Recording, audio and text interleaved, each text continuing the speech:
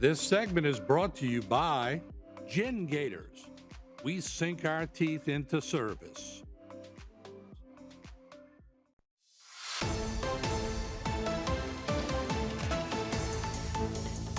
All right, welcome back to Bayou Time as always. Love to have the Sheriff's Department up here. Once again, we have the First Lieutenant Blake Tabor of the Terrebonne Parish Sheriff's Office, and he also serves as their Public Information Officer. And good to see you, First Lieutenant. How are you today? I'm doing well, Martin. It's good to see you as well. All right, good. We'll talk about the Irish Italian. We'll put that last since that's a little more fluff, okay? Sure. So I'll give you the floor because you have a couple of things to talk about. So Absolutely. So look, this is, we always like to highlight some pretty significant arrests, and this is certainly consistent with that. So on Wednesday, March 26th, shortly before 8:30 a.m., which is really early for these types of complaints, there was an incident in the area of West Side Boulevard where our officers ultimately arrested a Jalen Lavelle Richardson, 17 years of age. You see him photographed here. So ultimately, what took place in order for them to come into contact with Mr. Richardson was some pretty savvy patrol officers were riding in the area of West Side Boulevard where they began to smell and notice some illegal narcotics taking place, or some suspicion of that. Of course, they began to watch the particular vehicle. That ultimately led to some confirming of narcotics activity, and a traffic stop ensued shortly after that.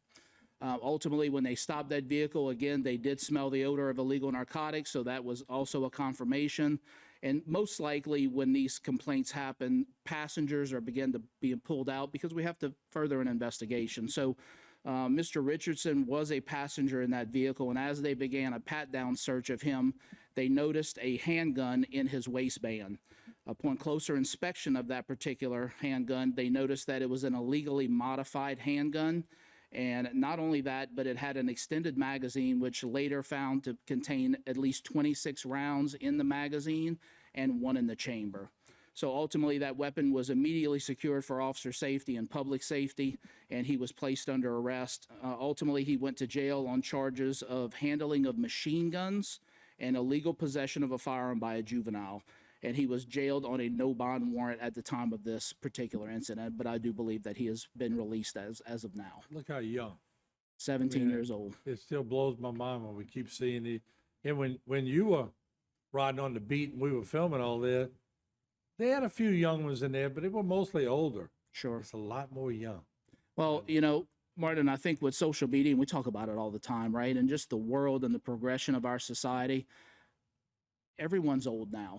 14-year-olds think they're old now, and it's troubling. It's like kids don't want to be kids anymore. They don't want to do kid things. They want to do adult things. And, I know in my household, and that's the only thing I can speak for, that we do our very best to allow our children to be children. And that's what we want from them. Plenty of time to be adults and plenty of time to deal with adult situations. Yeah, your kids are playing sports and not playing with guns. Absolutely. Yeah, so I agree with that. That's a good move. Let's talk about this new public record system, because I want you to sort of clear it up and sort of simplify for our audience. Absolutely. So look, in my job, being public information officer, and also some of our upper level administration, we deal with a lot of public records requests. And this could be anything from someone wanting to know information that's taking place in their neighborhood, or about a certain address. They ultimately have to educate themselves on LRS 44:1, which is public records law in the state of Louisiana. So what we ultimately did, we did not change the law. We did not change the procedure for which someone can get this information. We are basically just streamlining this information for companies such as insurance companies, maybe criminal attorneys, people that don't have the ability to drive to our office. So now they can do it online, and they have an avenue where they can do it virtually and get that same information. So you see it here. It's ultimately a request form that needs to be filled out.